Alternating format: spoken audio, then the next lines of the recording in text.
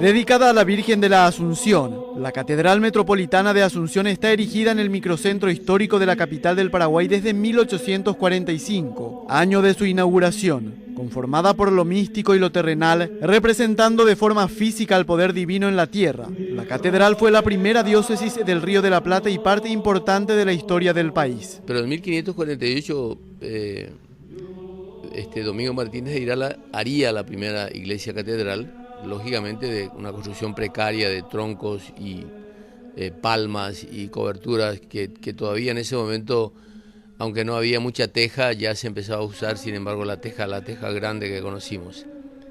Después eso se deterioró muy rápidamente y Hernando Arias de Saavedra en 1598 haría la segunda catedral. Y así sucesivamente a lo largo del tiempo, no más de 70, 80 años de resistencia, las catedrales se fueron reedificando en distintos sitios más o menos aproximados al sitio actual, y en algunos momentos se utilizó como catedral otras iglesias de mayor prestancia, de mayor capacidad, como la de la Encarnación, etc. Nuevamente hay un problema de estabilidad de la catedral hacia finales del siglo XVIII, y hay una serie de polémicas, se la reedifica. Pero recién en 1842 el López, después de que la catedral amenazara ruinas, donde ya estaba ubicada actualmente, decide la restauración de la catedral, y en 1849 recibe su reloj y campanario. Entonces, a partir de ese momento tenemos la catedral que está en el sitio que conocemos.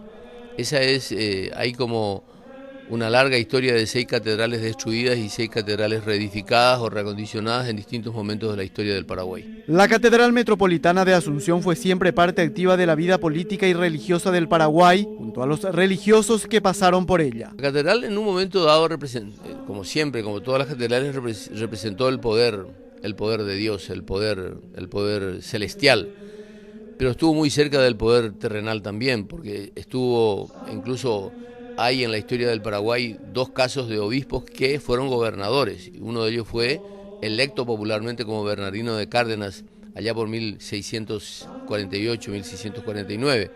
Entonces, era el famoso país Majaí, era una cuestión real. La catedral tuvo circunstancias diversas a lo largo de su historia, donde hubo disputas entre gobernadores y obispos, entre gobernadores y jesuitas, entre obispos y jesuitas. Y en algún momento, cuando la batalla de las Piedras de Santa Catalina, creo que fue allá por 1673 por ahí, hubo un avance del ejército indo-jesuítico sobre la ciudad, y la gente se refugió toda en la catedral, hasta que finalmente, producida la batalla y terminada la batalla, se escucharon un galopar sobre la calle principal, le llamaban la calle del Meaco entonces, no sé por qué, y entonces ahí asomó alguien al interior de la catedral y dijo, sálvese quien pueda. Quiere decir que los indígenas habían ganado la batalla y entraban a saco en la ciudad, amenazando a todos los habitantes. Afortunadamente es un decir, los indígenas se entretuvieron despojando de sus ropas, cosa que sucedió hasta en las revoluciones recientes, a los muertos, y perdieron tiempo y la gente pudo salvarse. La catedral, principal edificación religiosa de la capital del Paraguay, además de hechos religiosos y políticos, podría estar guardando en silencio un importante secreto. Probablemente los próceres de la independencia, como dice un genealogista paraguayo, José Conlago Baldovinos, los verdaderos próceres de la independencia, como le llamaban en la época liberal a aquellos que habían sido fusilados por Francia o a aquellos que se habían opuesto a Francia. Como no se sabe dónde están, porque no están en el panteón de los héroes, salvo Antonio Tomás Yegros, que fue traído desde Quibdó en 1961, cuando el sesquicentenario de la independencia, entonces nunca se investigó. Incluso la Comisión del Bicentenario no lo hizo, a pesar de que yo le dije a algunos de sus miembros que lo más importante para sostener la memoria colectiva y para sostener la emoción sobre estas gestas era tratar de ubicar dónde están esos restos.